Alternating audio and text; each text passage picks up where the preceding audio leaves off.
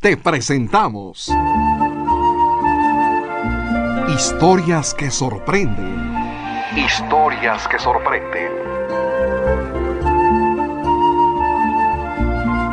En Historias que sorprenden, la vida de Santa Rita de Casia.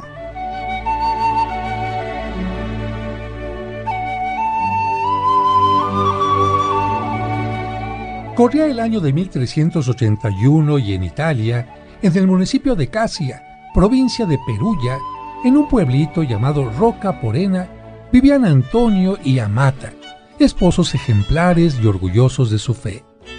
Ambos obtenían del campo los recursos necesarios para vivir y con ellos también solían ayudar a los más necesitados. Escucha, Antonio, ya es mediodía y las campanas nos invitan a detener un momento nuestras labores para hacer oración recordando cuando el ángel le anunció a la Virgen María que ella era la elegida para ser la madre del Mesías. Pues demos gracias a Dios por ese bendito momento y también por la jornada que hoy nos permite vivir. Y también por la tierra que trabajamos y nos ofrece sus frutos. Y especialmente por nuestro amor y la criatura que llevas en tu seno, para que Dios te conceda un buen alumbramiento. Dios te salve María, llena eres de gracia. El Señor es contigo y bendita tú eres entre todas las mujeres, y bendito es el fruto de tu vientre Jesús. Ni Antonio ni Amata sabían aún si tendrían un hijo o una hija, pero desde que se enteraron que ella estaba embarazada, ya lo amaban. Cuando se acercaba el tiempo del alumbramiento, Amata dejó de trabajar en el campo, y mientras se dedicaba a preparar los pañales y otros pormenores para el nuevo miembro de la familia, no dejaba de hacer oración y dar gracias. Santísima Virgen María, hasta ahora que llevo una criatura en mi vientre y voy a ser madre, puedo comprender en carne propia la inmensa alegría que tuviste en llevar en tu seno al Salvador del mundo. Pero al mismo tiempo pienso en las penalidades que debiste pasar y por las que pasa toda madre para sacar a sus hijos adelante. Ruega por mí ante tu Hijo para que pueda ser una buena madre y la criatura que va a nacer crezca siempre cerca de él. Cumplidos los 9 meses, el futuro padre se paseaba de un lado a otro de la habitación. Cálmese, don Antonio, que todo va a estar bien. Eso le pido a Dios, Constanza. Pero tú sabes que en el momento del parto, las cosas no solo están en las manos de la partera, sino en las manos de Dios. Y a él le pedimos que Amata, su esposa, dé a luz sin ningún problema. De pronto la conversación entre don Antonio y aquella mujer se interrumpió por el llanto que anunciaba una nueva vida.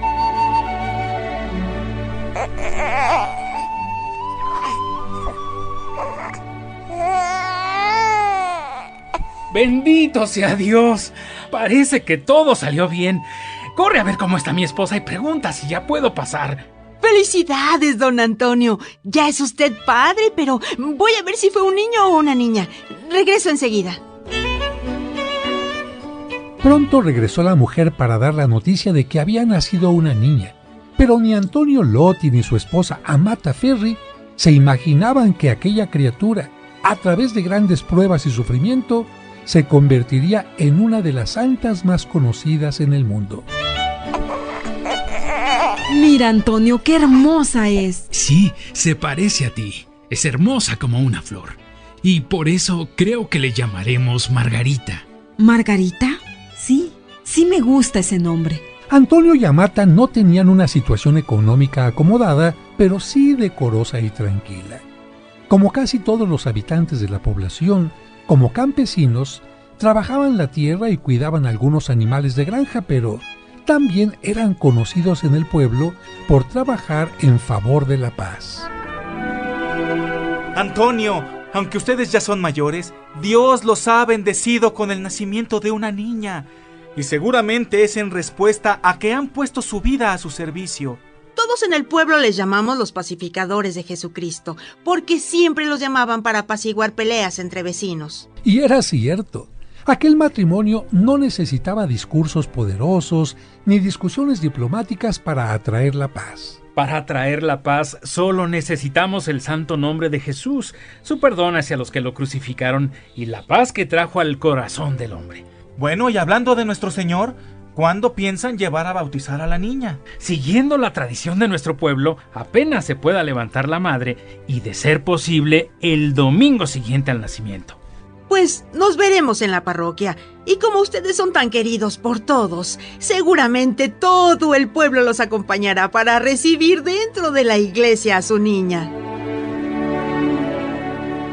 Y según lo planeado, llegó el día en que, por el bautismo, la pequeña sería consagrada como hija de Dios y acogida como miembro de la iglesia. Margarita, ego te baptizo in nomine Patris et Filii et Spiritus Sancti. Miren cómo sonríe con el sonido de las campanas. Desde que estaba en mi vientre parecía gozar con su sonido, como si las campanas la llamaran para algo especial. Pues si dicen que las campanas son la voz de Dios, seguramente Dios la está llamando, como a todos nosotros, a crecer en santidad. Aquel día fue un día de fiesta para la familia y sus más allegados.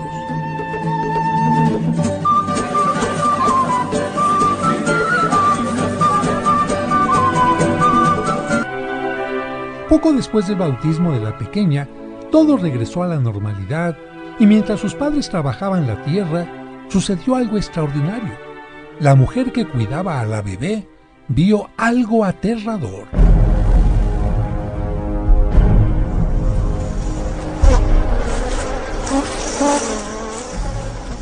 ¡Ay, Dios mío, Dios mío! ¡Esos insectos van a matar a la niña! ¡Ay! Y es que mientras la bebé dormía plácidamente dentro de una cesta, fue rodeada completamente por un enjambre de abejas blancas que, incluso, comenzaron a entrar y salir por su boquita.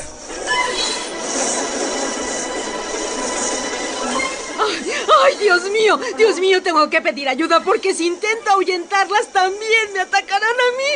¡Ay! Era cierto que las abejas habían rodeado por completo a la niña, pero lo extraordinario era que no solo no atacaban a la pequeña, sino que, sin hacerle ningún daño, depositaban sobre su boquita minúsculas gotas de dulce miel. Y sucedió algo más. Cerca del lugar, un campesino que tenía un brazo herido escuchó el grito de la mujer que cuidaba a la niña y corrió a ayudarla. Al entrar en la casa y ver lo que sucedía, trató de dispersar a las abejas, pero mientras sacudía su brazo, las abejas no lo atacaron y su herida comenzó a cicatrizar por completo. ¡Esto es un milagro!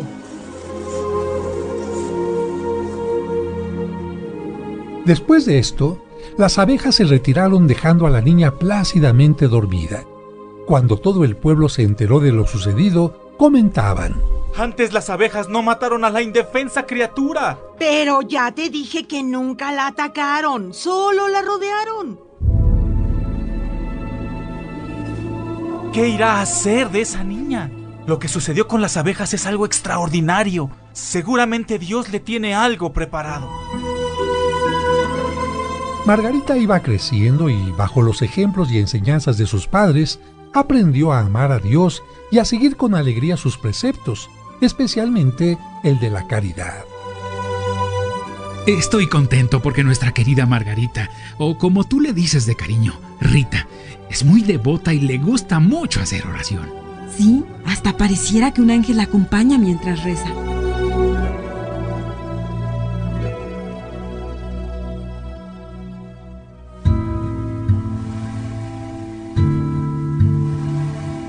Pasaron los años de la infancia y cada vez más Rita sentía tal afecto hacia Dios y admiración hacia las religiosas de su comunidad que deseaba hacerse monja. Sin embargo, sus padres tenían pensado otro futuro para ella. Nuestra Rita ya está a punto de cumplir los 13 años. Y sabes que en este tiempo es costumbre que los padres busquen un esposo para sus hijas casaderas. Sobre todo pensando en que nosotros ya somos ancianos y nos debemos preocupar por su futuro. Sí, Antonio, creo que será una buena esposa y una buena madre. Pero, ¿has pensado ya en alguien para ella? Sí, Paolo Ferdinando Mancini ha puesto los ojos en ella. Nosotros ya somos ancianos y él puede darle los recursos necesarios para que nuestra hija lleve una vida digna. ¿En Paolo Ferdinando? Pero si es un hombre con carácter pendenciero y brutal. Lo reconozco, pero también reconozco que Rita, con su gran corazón y su enorme paciencia, podrá no solo soportarlo, sino acercarlo a Dios. Acostumbrada a obedecer a sus padres, al año siguiente Rita se casó con aquel hombre de carácter fuerte que comandaba la guarnición de Collegiacone. Todas las mujeres del pueblo conocían su mal carácter, por lo que, al ver a Rita sin ningún rasguño, le preguntaban: Rita, todas sabemos que tu esposo es muy violento y agresivo, mucho más que los nuestros. Y sin embargo, vemos que nunca te ha alzado la mano. ¿Cuál es tu secreto? Pues sigo el ejemplo de Santa Mónica, que tuvo un esposo semejante. Y ella decía que para pelear se necesitan dos. Por eso cuando él está enojado o quiere pleito, yo trato de estar de buen humor y no caer en provocaciones. Y era cierto. Rita trataba de seguir el ejemplo de las santas que habían sido esposas, pero, sobre todo, le pedía fuerza y guía a Dios. Dios mío, tú conoces el sufrimiento que me causa la crueldad y el carácter fuerte de mi esposo. Pero es más fuerte mi deseo de obedecerte a ti, siendo una buena esposa. Sé que en la oración tú me darás la fuerza necesaria para soportar cualquier prueba. Ayúdame a devolver bondad por crueldad para que un día logre su conversión. Del matrimonio entre Rita y Pablo nacieron 2 hijos gemelos varones. Les llamaremos Gian Giacomo Antonio y Pablo María. Aquellos niños tuvieron siempre el mal ejemplo de su padre, pero al mismo tiempo todo el amor, la ternura y los cuidados de la mamá, que siempre los encomendaba a Dios en sus oraciones. Señor, yo aprendí de mis padres que trabajaron el campo, que si se cuida la semilla, los frutos siempre son buenos. Ayúdame a ser una buena madre y escucha mi oración. Protege a mis hijos y haz que nunca se alejen de ti. Y si en algún momento tuvieran la tentación de hacer algo que pusiera en peligro su salvación, llévalos mejor a tu presencia. Poco a poco, como el campesino que labra la tierra y la convierte de árida en fértil, Rita, con su tierno amor y su gran paciencia, después de 18 años de matrimonio, consiguió transformar el carácter del marido y hacerlo más dócil, pero no podía cambiar su pasado ni borrar los males que él había hecho, por lo que algunos de sus enemigos buscaron cómo quitarle la vida. Ahora resulta que ese Pablo Ferdinando Mancini se ha convertido de lobo en cordero. Y seguramente piensa que su nueva vida borrará las fechorías que hizo y las muertes que ocasionó. Pero no es así. El que la debe pagar. La sangre con sangre se paga. Si él le quitó la vida a uno de los nuestros, lo debe pagar con su vida. Vendetta es vendetta y venganza es venganza. Aquel día, el esposo de Rita se levantó, como era su costumbre, para ir a su trabajo como sereno de la aldea de Roca Porena, y antes de salir de casa... Espero no regresar tan tarde, Rita. Voy a preparar un asado como a ti te gusta. Que Dios te acompañe. Y sin saber lo que sucedería aquel día, Rita bendijo a su marido como lo había hecho siempre. Toda la mañana transcurrió sin novedad alguna, pero cuando Paolo regresaba a casa por un paraje solitario... ¡Ey! ¡Miren! ¡Ya se acerca! ¡Y viene solo!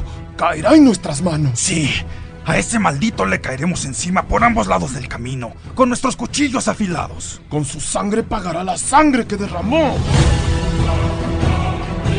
Confiado y sin sospechar de la emboscada, Paolo siguió caminando hasta que... ¡Todos contra él!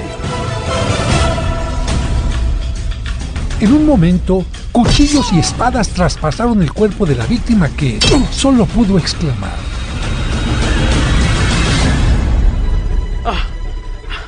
¡Dios mío! Gracias porque por el amor de mi esposa pude conocerte. Y si este es el castigo por haber hecho el mal, toma mi vida en tus manos.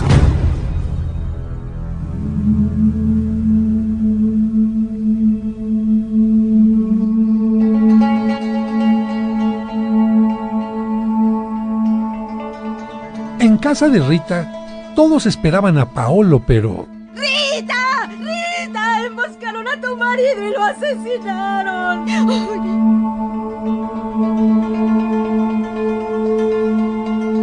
¿Pero quién se atrevió a hacer eso? Vamos por su cuerpo, pero ya verán quiénes se atrevieron a hacerlo. Mamá, tú quédate en casa. Gian Giacomo, Pablo, tengan cuidado. Señor, encomiendo a tu piedad el alma de mi esposo. Perdona sus pecados y por la pasión de tu hijo, recíbelo en tu reino. Los hijos de Paolo lo encontraron tirado por el camino y con las heridas aún sangrando. Al verlo, no pudieron dejar de sentir, ligado a la inmensa tristeza, un gran deseo de venganza. Todos en Casia se enteraron del asesinato, y no tanto por el difunto, sino por Rita. Acudieron a la sepultura para acompañar a la familia en su dolor. Rita estuvo muy afligida por la atrocidad del acontecimiento. Buscó refugio y consuelo en la oración y con asiduidad invocaba en sus oraciones el perdón de Dios para los asesinos de su marido. Al mismo tiempo, Rita emprendía acciones para llegar a la pacificación de sus hijos, que sentían como un deber la venganza por la muerte del padre. Aunque Paolo Ferdinando no había sido el mejor esposo, Rita había aprendido a amarlo, soportando sus limitaciones, y como sus dos hijos ya eran mayores, pensó: desde niña quise ser religiosa, pero como mis padres concertaron para mí el matrimonio, les obedecí, como debe hacerlo toda hija, pero ahora que Gian Giacomo Antonio y Pablo María ya son adultos, creo que puedo dedicarme totalmente a Dios. Pediré que me acepten en el convento. Rita pidió ser admitida en el monasterio de las Agustinas de Santa María Magdalena en Casia, pero no fue aceptada debido a que solo se permitían vírgenes y ella ya había sido casada. De momento, no lo entendió, pero lo comprendería algunos meses después, justo cuando, sin que sus hijos se dieran cuenta que los escuchaba, se enteró de que ellos estaban tramando planes. Ya tenemos localizados a todos los que planearon la emboscada a nuestro padre. Tardamos mucho tiempo y gastamos mucho dinero en sobornar a quienes podían darnos la información, pero afortunadamente ya tenemos todos los nombres. Ahora los iremos matando uno a uno. La sangre de nuestro padre clama venganza y nosotros lo vengaremos. Solo falta conseguir las armas necesarias y en unos días los acabaremos. Vendetta es vendetta. Venganza es venganza. Rita no podía creer lo que escuchaba. Se enfrentó a sus hijos y con lágrimas en los ojos les pidió que perdonaran a los enemigos y desistieran de sus planes, pero ellos no la escucharon, por lo que, mientras sus hijos se dedicaron a buscar las armas, ella oró noche y día. Señor, es grande el dolor de una madre por perder a un hijo y verlo morir, pero es más grande el dolor de saber que por su pecado puede ofenderte y perder la vida eterna. Por eso te ruego, te suplico, que impidas que su corazón se llene de rencor, que sus manos no se manchen de sangre y que, si es necesario, tomes en ofrenda mi vida o la suya para que no mueran en pecado.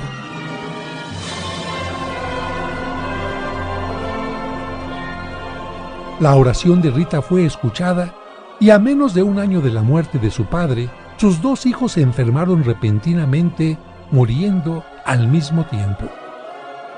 Afortunadamente, ella pudo prepararlos para que recibieran a Dios en su corazón, por lo que, antes de fallecer, pudieron pedirle perdón por los dolores que le habían causado.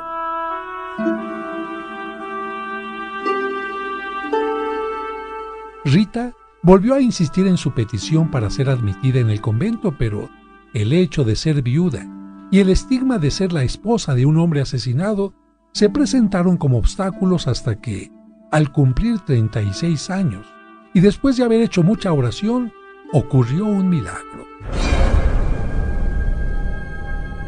Una noche, mientras Rita dormía profundamente, oyó que le llamaban.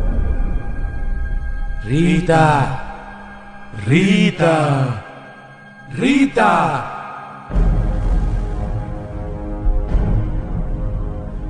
Esto ocurrió 3 veces.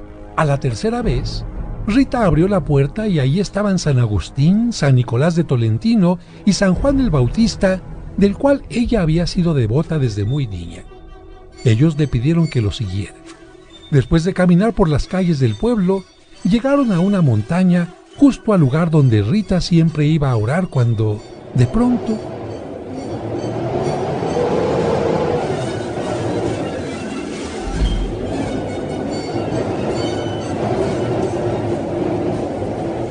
Rita sintió que la subían en el aire y la empujaban suavemente hacia casa. Así, llegó hasta el monasterio de Santa María Magdalena en la parte alta de Casia. Entonces cayó en éxtasis. Cuando salió del éxtasis, se encontró dentro del monasterio.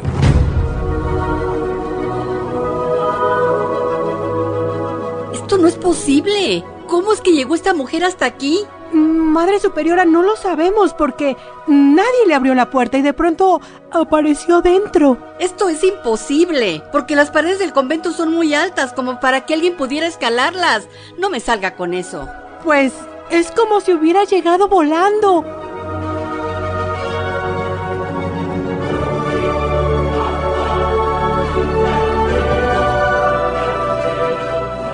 Ante aquel milagro, las monjas agustinas, después de hacer oración e intercambiar puntos de vista, ya no pudieron negarle la entrada.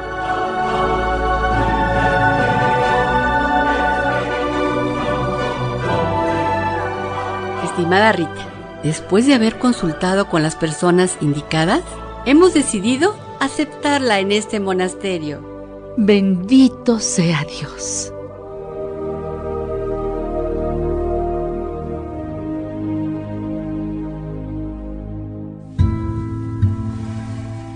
Así, en 1417, con 36 años de edad, aquella viuda pudo hacer su profesión religiosa, donde pasaría 40 años de consagración a Dios, pero no todo sería fácil porque la superiora aún conservaba algunas dudas que deseaba aclarar. Mire, Rita, con gusto la hemos aceptado en nuestro convento, pero tenemos que hacerle una prueba de obediencia y humildad. Y para ello, deberá regar todos los días, sin excepción, esta planta muerta.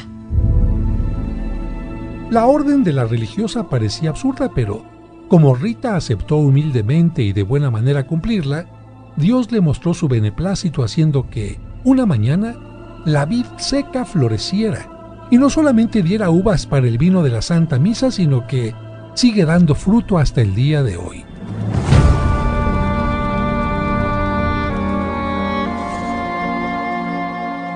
Rita meditaba muchas horas en la pasión de Cristo. Meditaba en los insultos, los rechazos, las ingratitudes que sufrió en su camino al Calvario, pero en cierta ocasión, después de haber escuchado una predicación sobre los sufrimientos de la pasión y la agonía de Cristo, decidió permanecer en oración y contemplación delante de un crucifijo, y ahí... Señor, al contemplarte en la cruz, entregando tu vida por nosotros, me duele el corazón al ver que por amor a la humanidad fuiste capaz de soportar tanto dolor. ¿Cómo me gustaría compartir al menos parte de tus sufrimientos? En ese momento,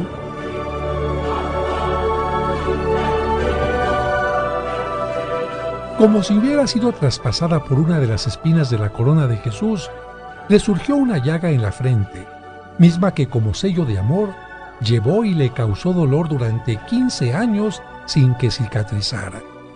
A la mayoría de los santos que han recibido el don de los estigmas o llagas, Dios les ha concedido que exuden una fragancia celestial. Sin embargo, a diferencia, las llagas de Santa Rita aumentaban su dolor porque exudaban olor a podrido, por lo que Rita debía alejarse de la gente. Señor, no me importa que me rechacen o repudien por unirme a ti en el dolor, porque tú también fuiste rechazado. Recibe este sacrificio y únelo a tu pasión salvadora.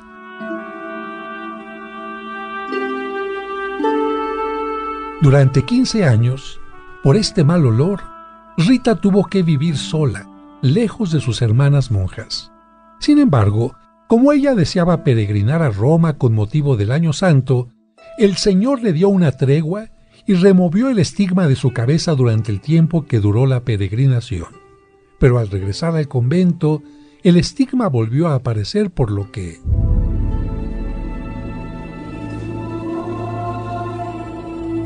Hermana Rita, ha sido un gusto convivir con usted y compartir nuestra peregrinación a Roma.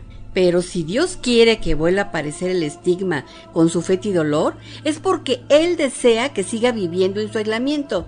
Así que a partir de hoy, volverá a permanecer noche y día en su celda. Aquellos 15 últimos años de vida de la religiosa fueron de sufrimiento sin tregua. Su perseverancia en la oración la llevó a pasar también 15 días en su celda sin hablar con nadie más que con Dios. Madre Superiora, ¿no cree que la penitencia que hace la hermana Rita es demasiada? Es derecho de cada persona decidir lo que desea ofrecerle a Dios. Y si Dios da la fuerza y la voluntad para hacerlo, nadie puede oponerse a esa decisión. Pero es que lleva un cilicio que aprieta su cintura y le provoca sufrimiento, y somete su cuerpo a muchas mortificaciones como para dormir en pleno suelo. Quizá nosotros no lo comprendamos, pero como le he dicho, si esa es su decisión y su forma de consagrarse a Dios y pedir por los demás, nadie puede oponerse a ello. Así, entre oración, contemplación, sacrificio y penitencia, Rita vivió el resto de su vida hasta que enfermó. Aproximadamente 5 meses antes de la muerte de Rita, un día de invierno, con la temperatura muy baja y con un manto de nieve que cubría todo, una pariente le hizo una visita, y cuando se despedía... Me dio mucho gusto visitarte y conversar de tantas cosas tan hermosas, pero como ya tengo que irme, solo me resta preguntarte si puedo hacer algo por ti. Sí, quisiera que me trajeras una rosa de mi huerto. ¿Una rosa en pleno invierno y con esta nieve? Aquella petición parecía imposible de cumplir. No obstante, cuando la pariente fue al jardín y con gran asombro vio una bella rosa abierta, la cogió y se la llevó a Rita. Así, Santa Rita se hizo la santa de la espina y de la rosa.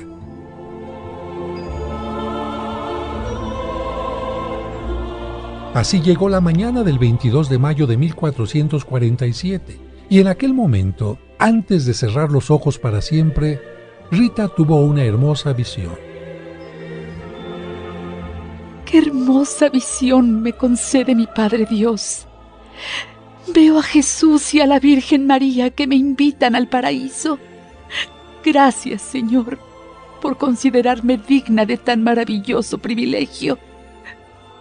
En tus manos me pongo.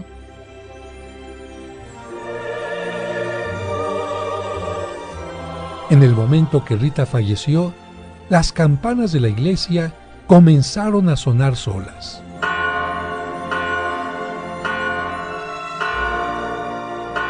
Una de sus hermanas vio que su alma subía al cielo acompañada de ángeles. Desde su cuarto se vio el resplandor de una luz muy luminosa y al mismo tiempo un perfume suave se extendió por todos los rincones del monasterio.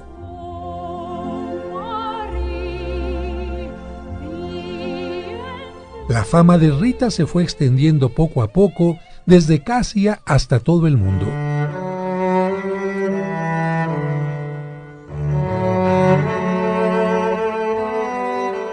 Muchos se preguntaban cómo era posible que una mujer sencilla pudiera haber ayudado a la conversión y salvación de un esposo tan violento y de 2 hijos con deseos de venganza.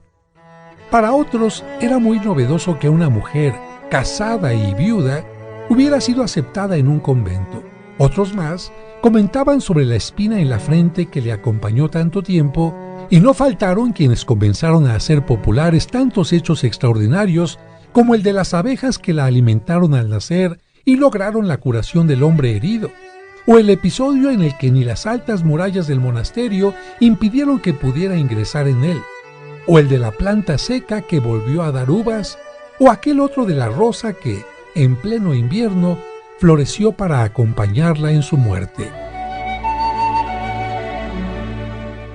Ay, si Dios le concedió tantos privilegios a la hermana Rita, es porque seguramente la consideró una santa. Pero más que por esos privilegios, ella puede ser considerada santa por su ejemplo, por su testimonio, por su forma de vivir. Sí, porque no hubo nada que la hiciera dudar del amor de Dios, ni de la ayuda que Él nos da cuando nos ponemos en sus manos. Tienen razón. Todos los de Casia queremos que el Papa la declare santa. Vayamos con el obispo para que escuche nuestra petición. Y como ella consiguió cosas que parecían imposibles, seguramente la considerarán como la santa de las cosas imposibles, ¿no lo creen? O la patrona que nos ayude a sobrellevar los problemas del matrimonio, o la conversión de nuestro esposo y nuestros hijos. Vamos pues con el obispo. Rita de Casia fue beatificada 180 años después de su fallecimiento y proclamada santa a los 453 años de su muerte. Su fama de esposa, madre, viuda y religiosa ejemplar pronto fue reconocida en todo el mundo, y a esto le acompañaron otros prodigios. Después de 200 años de su muerte, algo extraño comenzó a ocurrir en el monasterio de Casia, y de ello fue informado el Papa. Su santidad, en Casia sucede algo muy extraño. ¿De qué se trata? Durante la Semana Santa de cada año, surgen abejas blancas de las paredes del monasterio donde vivió Santa Rita y permanecen ahí hasta el 22 de mayo, día de su fiesta, para después permanecer en inactividad hasta la Semana Santa del año siguiente. Y lo más curioso es que esas abejas no se encuentran en cualquier parte. Es muy extraño, pero yo estoy seguro que si traen una de esas abejas a Roma, se unirá a todas las abejas locales y se quedará aquí. El Papa Urbano VIII, sabiendo lo de las misteriosas abejas, pidió que una de ellas le fuera llevada a Roma y después de un cuidadoso examen, le ató un hilo de seda y la dejó libre cerca de donde otras abejas tenían su panal. Después de un tiempo mandaré investigar si se quedó aquí o desapareció. Sin embargo, pasado el tiempo, las monjas de Casia, a 138 kilómetros de distancia de Roma, descubrieron a la abeja en su nido del monasterio. Y curiosamente, las llamadas abejas blancas o de Santa Rita pueden ser vistas en los huecos de la pared por los peregrinos que llegan al monasterio desde los días de Semana Santa hasta el día de su fiesta.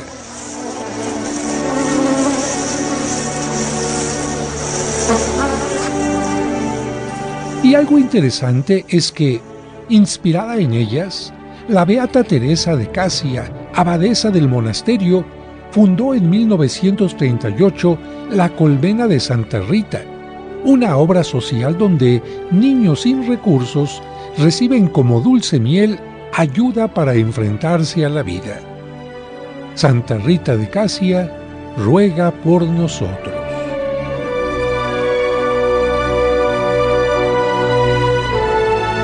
En tu camino presentó, en Historias que sorprenden, la vida de Santa Rita de Casia.